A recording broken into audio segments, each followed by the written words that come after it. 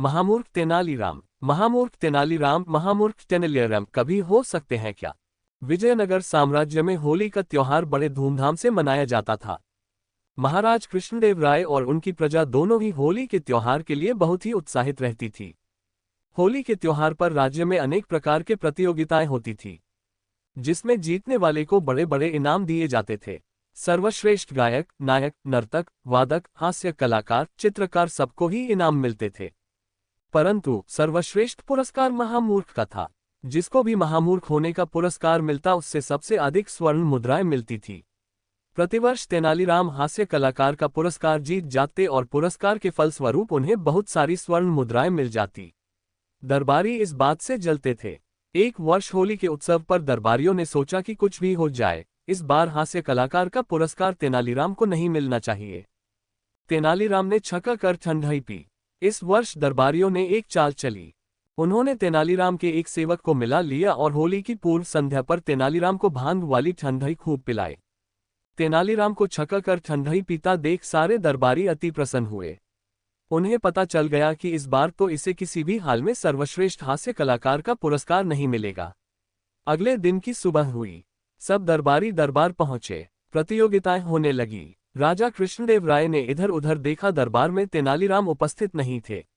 महाराज थोड़े क्रोधित भी हो रहे थे।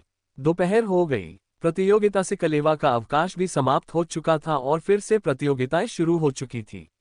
सर्वश्रेष्ठ हास्य कलाकार की प्रतियोगिता चल रही थी। डगमगाते हुए पहुंचे तेनालीराम। तेनालीराम की बारी आए और उनका नाम पुकारा गया। जैसे ही तेनाली नाम का नाम आता है, वैसे ही तेनालीराम डोलते हुए दरबार में आ जाते हैं। उन्हें देखते ही महाराज जोर से बोलते हैं, यह कोई समय होता है दरबार पहुंचने का? अभी आए हैं, वह भी इस अवस्था में। मूर्ख हैं आप तेनालीराम, और मूर्ख ही क्यों? आप तो महामूर्ख हैं, महामूर्ख तेनालीराम। आपसे बड़ा मूर्ख तो इस राज्य में है ही नहीं, जिसने होली के भव्य वार्षिकोत्सव का आनंद ही नहीं लिया। आधे से ज्यादा उत्सव समाप्त हो चुका है और आप अब आ रहे हैं। तभी डगमगाते हुए तेनालीराम दरबार के बीचों बीच गिर जाते हैं। उठने का प्रयास करते हैं पर उठ नहीं पाते हैं। उनके इस अवस्था को देखा सारे दरबारी लोटपोट कर हंस रहे होते हैं। वही राजा कृष्णदेव राय को भी हंसी छूट जाती है। हंस हंस के लोटपोट हो गई राज्यसभा। तभी दरबारी में से एक आदमी उन्हें उठने के लिए हाथ देता है। तेनालीराम बार बार प्रयास करते हैं पर उसके हाथ को पकड़ नहीं पाते। जैसे ही पकड़ पाए, वैसे ही खींचकर दरबारी को ही जमीन पर गिरा दिया। ये देखकर सारे दरबारी और जोर जोर से हंसने लगते हैं। अब तेनालीराम उठ ही नहीं पा रहे थे। जो भी उन्हें उठाने जाता, उसका हाथ तेनालीराम इतनी जोर से पकड़कर उठने का प्रयास करते हैं कि उठाने वाला भी गिर जाता। सारे दरबारी हंस हंस के लोटपोट हो रहे थे। यहां तक कि राजा कृष्णदेव राय भी हंस हंस के लोटपोट हो चुके थे।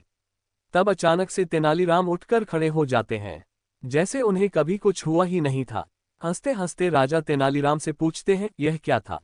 तेनालीराम बने सर्वश्रेष्ठ हास्य कलाकार। तेनालीराम ने महाराज से कहा, अन्नदाता, यह मेरे हास्यकला का प्रदर्शन था। महाराज और जोर जोर से हंसने लगे। उन्होंने कहा, अद्भुत तेनालीराम, आपका अभिनय अद्भुत था।